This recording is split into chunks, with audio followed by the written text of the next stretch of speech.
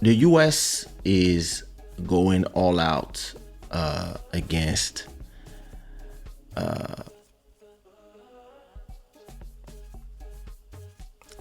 he's going all out against China. And I mean, as always with the US, they are framing it as to protect democracy and whatever and all those stuff. But we know it's all about the business. And now Biden is saying that TikTok, right, says all US agencies, right? All US agencies have 30 days to ban TikTok from US,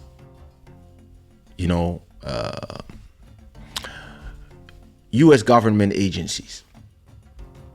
And in my opinion, if they do it for TikTok, they should do it for Instagram and Facebook and everything else, because for me, there's no difference.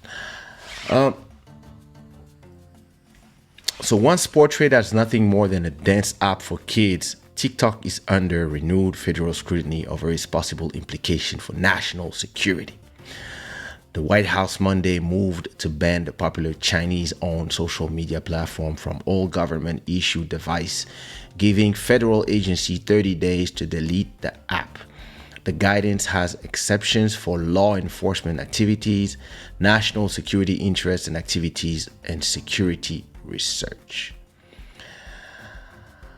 And they are trying to give Biden the power to enact nationwide bans on TikTok and other software applications that are threatening national security. Why is the government concerned about TikTok? The Biden administration and lawmakers in both parties have expressed concern that the Chinese Communist Party could gather information about American customers through TikTok, which is owned by the Chinese company ByteDance, or that it could be used to spread misinformation. Word? All right. Blah, blah, blah, blah, blah, blah. Read the article, etc. Let me give you my opinion. Quick. Let me give you my quick, honest opinion about all this BS.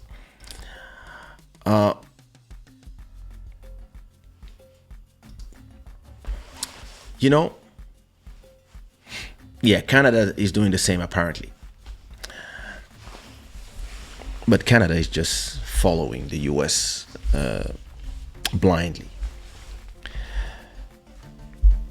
So, what they are saying, right, is that whenever an American citizen is using TikTok, data and social profiling and whatever is sent to the Chinese communists, which is, listen, the devil is a word that is lesser than communist in the US. So the Chinese Communist Party is gathering information on the American citizens through TikTok. What you type, the things you choose, the things you like, etc., right? And then it's spreading misinformation. Well, if I'm a Congolese citizen and I live in Kinshasa and I'm using Instagram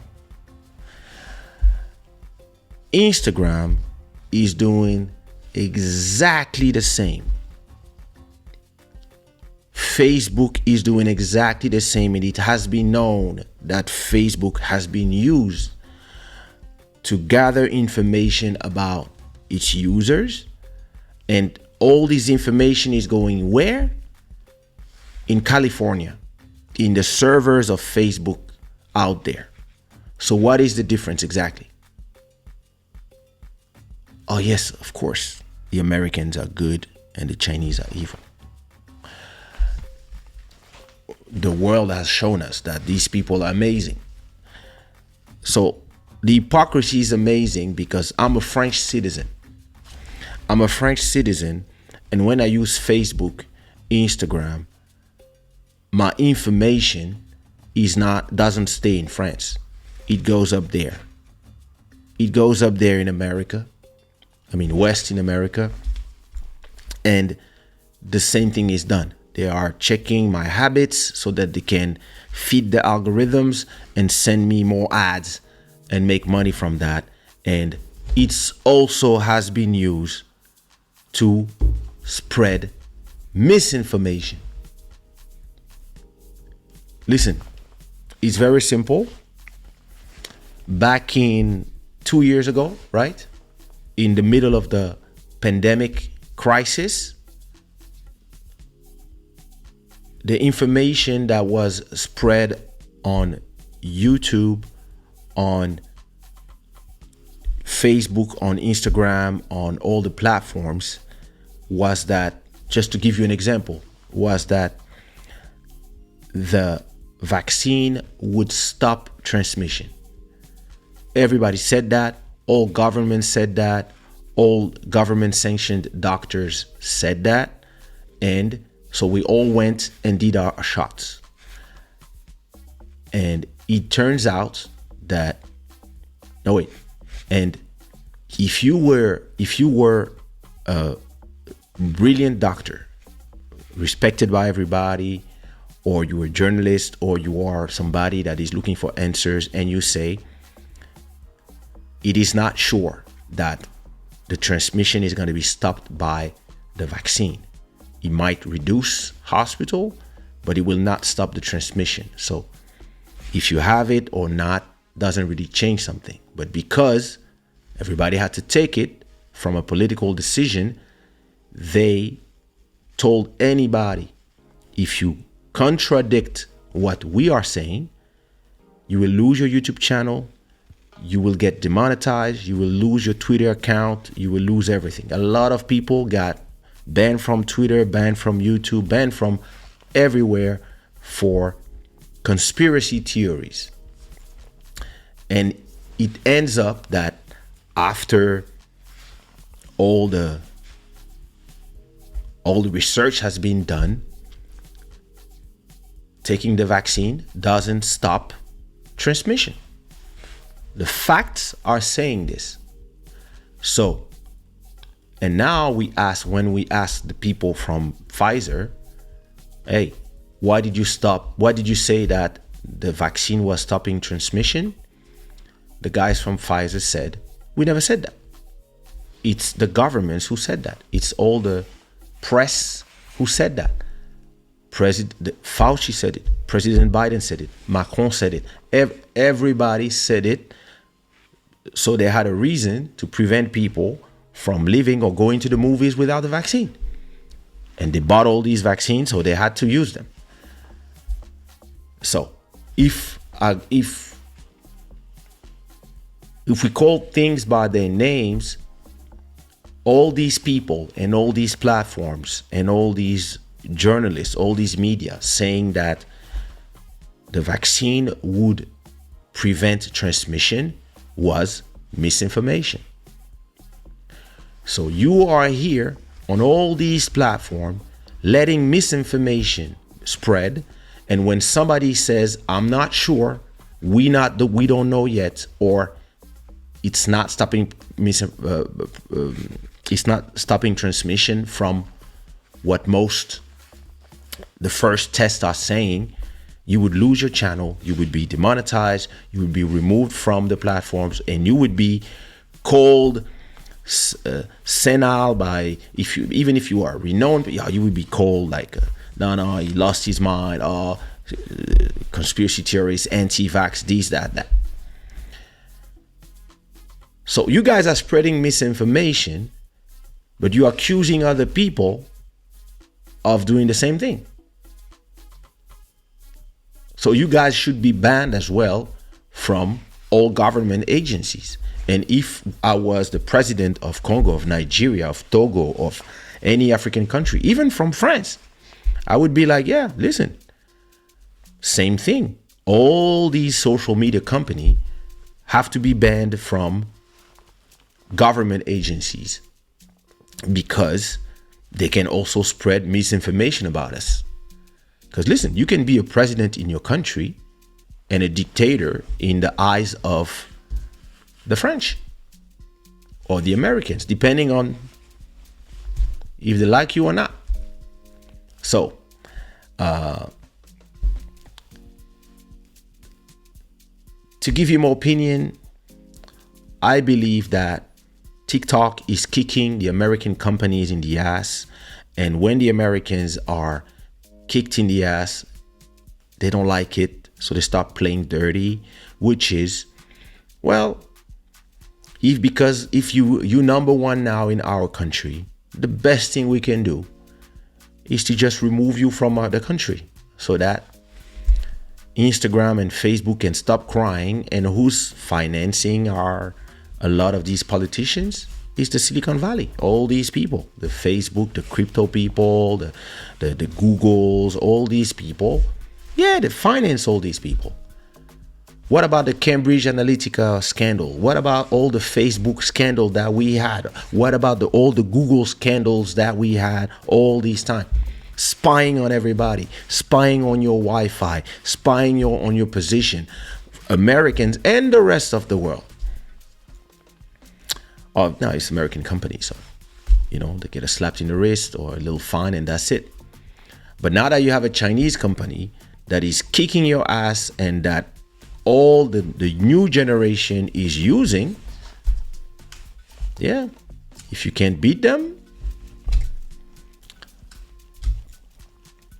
demonize them and say that, yeah, let's ban them so that Instagram can take the place with the Instagram TikTok, which is Reels, or YouTube with the YouTube TikTok, which is, what's the name? Whatever they call it. Shorts. Or Snapchat that kind of disappeared. And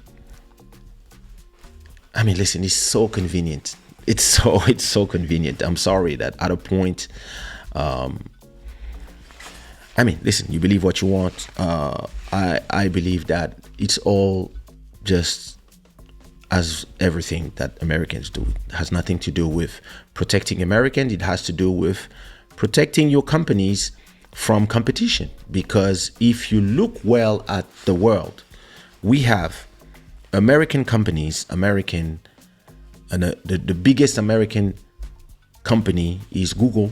It's a search engine. All our phones, all of us, we use Google. Boom. The biggest video on demand site is YouTube. Belongs to Google, American company. The places where everybody share information in real time is Twitter, American company. And then you have Instagram, where everybody share their photos, where they are, their stories, etc., etc. Snapchat. All these are American companies, and everybody's using the internet, the two web services that are Amazon Web Services and Microsoft Azure.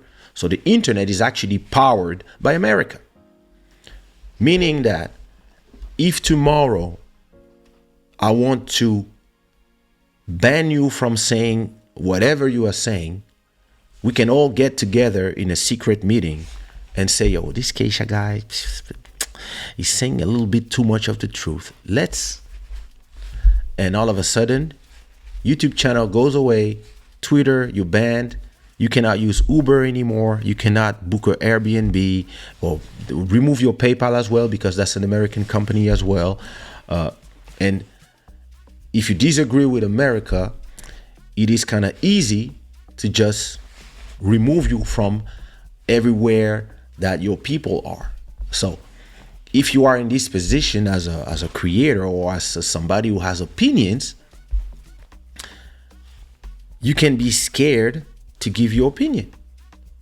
You can be scared to say, hey,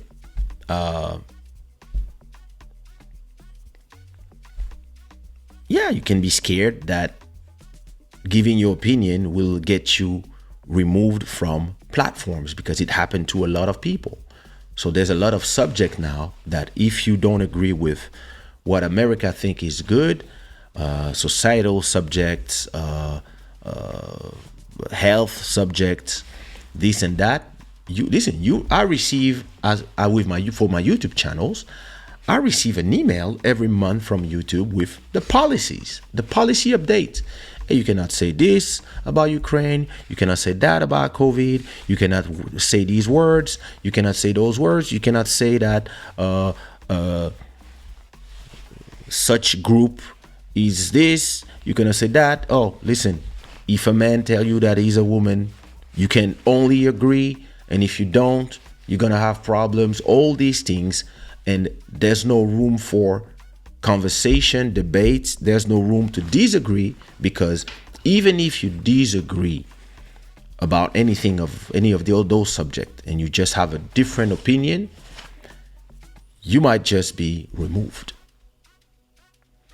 And the problem with this control over the world population and the world opinion is that if the number one place where all the next generation is going to talk, to watch movie, to put their life, etc., is TikTok, it's a Chinese company, well, they are escaping the control of all these people. And listen, I don't understand how all these other countries are just following whatever the Americans say blindly. I'm not saying that that China is a country full of angels. I'm saying that there's devils everywhere. They're all there around us. So if I was France, I would actually push a local champion. If I was Portugal, I would push a local champion as well. I would say, hey, listen, you guys can use Twitter if you want, but we will push this one. And yeah, if something is number one trending topic on Twitter, it's not going to become something that I use in the news. I would say on the news, in the Portuguese news, I would say, this is the number one topic on Falar. Or if I was in Congo, I would say, oh, the number one trend on Loba is this, because I would have a Congolese champion. Even for YouTube, do you believe that I remember having a conversation with the people in YouTube 10 years ago. And I was telling them, I don't understand why you guys don't monetize videos in Africa. You know that if you have 10 million views in the US, you will get probably $50,000. It fluctuates. It's complicated to calculate, but to simplify, you do 10 million views, you get $50,000. If you get 10 million views in France, you might get $30,000, because the ads are different from a country to another.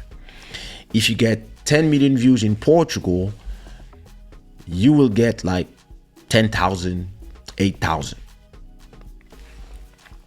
If you make 100 million views in Kinshasa, or in Libreville, or in Cotonou, or in Bamako, you will get zero. You know why? Because there's no ads in Africa. And why there's no ads? Just because there's no companies that are doing this. YouTube is not selling those ads for those countries, and they are actually not even interested in trying anything in these markets, because even if there's a lot of people who are, and more people watching YouTube and all these, and if you're watching from Africa, hi,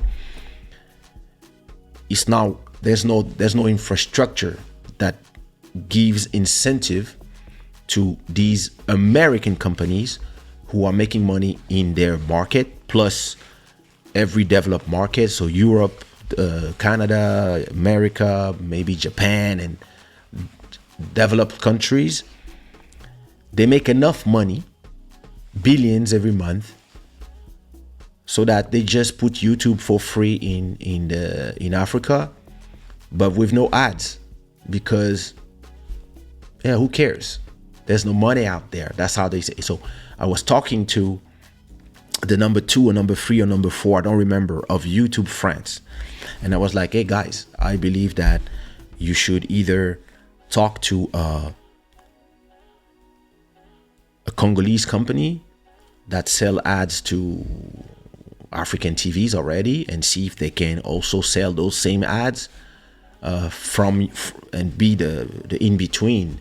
Because back in the day, there was a company called DoubleClick, and DoubleClick was a company that would sell ads. You would buy the ads to DoubleClick, and DoubleClick would do the ad campaigns for you. And then YouTube bought DoubleClick, or Google bought them, and it turned them into this massive thing where you can buy your ads yourself. So you can buy ads on Facebook, you can buy ads on YouTube and all these places. But if you're in Africa, you will not see ads on, 10 years ago, maybe it's been changing, hopefully, and me, I was like, imagine the implication of that. If you are a singer, right, and you like me, if you are like me, your YouTube channel can pay your rent, plus the food, plus the school of the children. That's my position.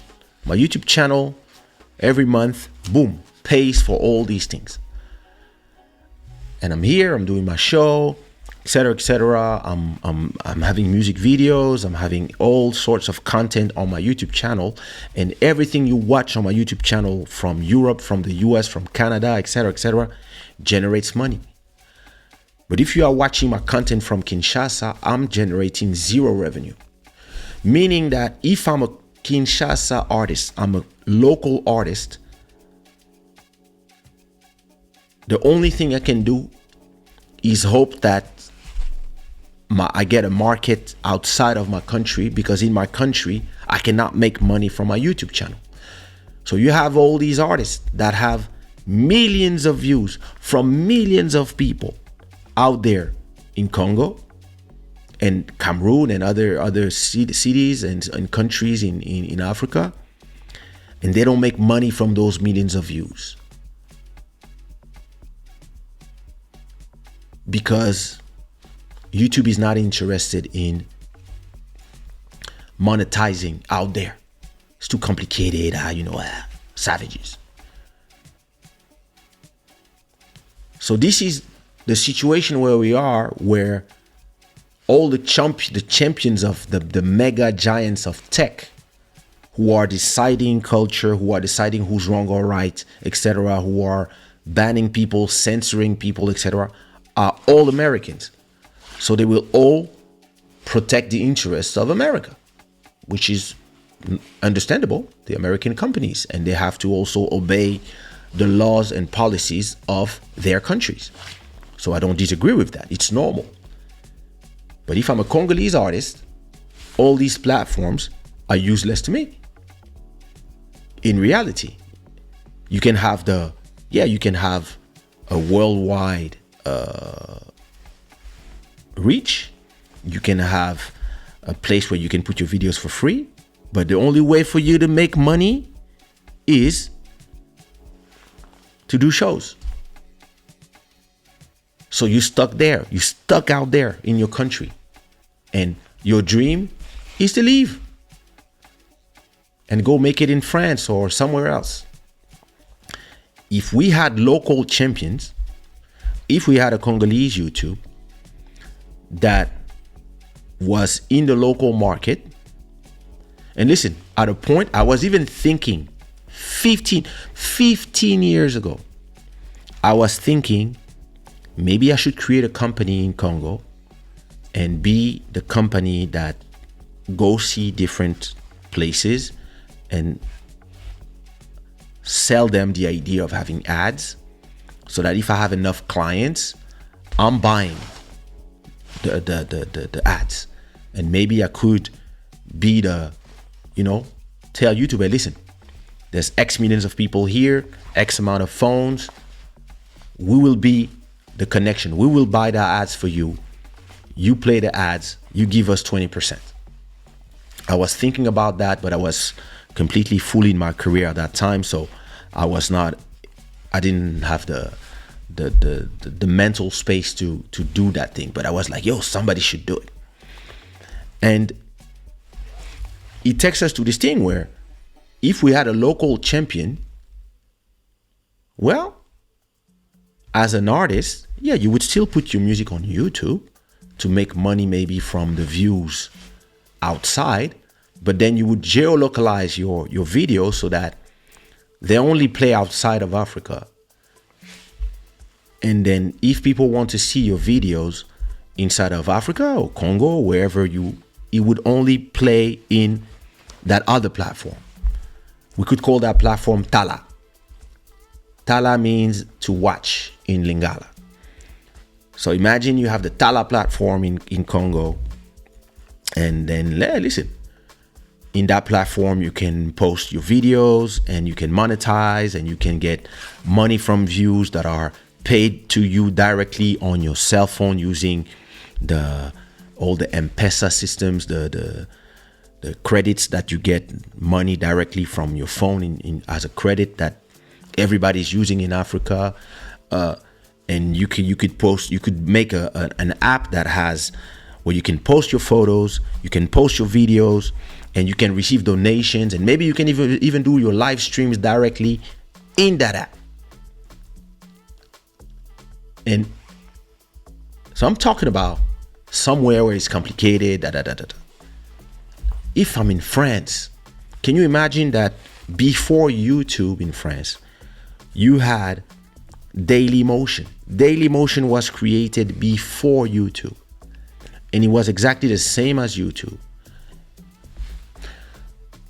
But the French government, instead of pushing it or letting the private sector push that thing because they were trying to protect television, they put a lot of obstacle to the way of Dailymotion. And at a point, Dailymotion now is just, listen, forget about it. And everybody went to YouTube. But I remember before creating my YouTube account in 2005 or 2006, I had a Dailymotion account. I remember because the creator of Dailymotion sent me an email telling me, thank you so much for coming and bringing all your people. Because I remember when I did it, the DJ Sonador, the Louis Abjou, all my core fans, they all came with me. And they all created an account, and they all followed me. So they was like, wow, when you create it, and the CEO told me, hey, when you created your account here, 1,000 people created accounts just to follow you. So they were like, hey, thank you for coming, and they verified my channel directly, etc. They showed me, etc. But they were not monetizing. And when YouTube arrived, after I don't know how long, maybe a year or maybe 2 years, I'm not sure. At a point, I was using Vidler, I was using Dailymotion and another site, but YouTube won because they came to me and they said, hey, you can monetize your video. And I started making, I think from the get-go, I started making 800 euros every month. So that was my rent.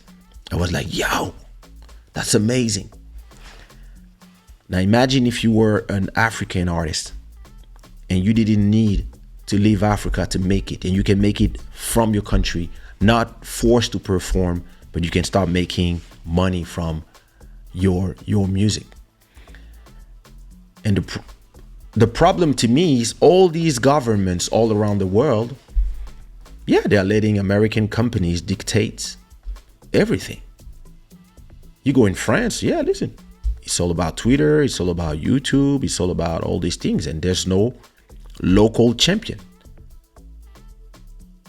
As a French citizen, I find it as dangerous that all my data is going to California, the same way as the Americans don't want the data of their citizen going to China.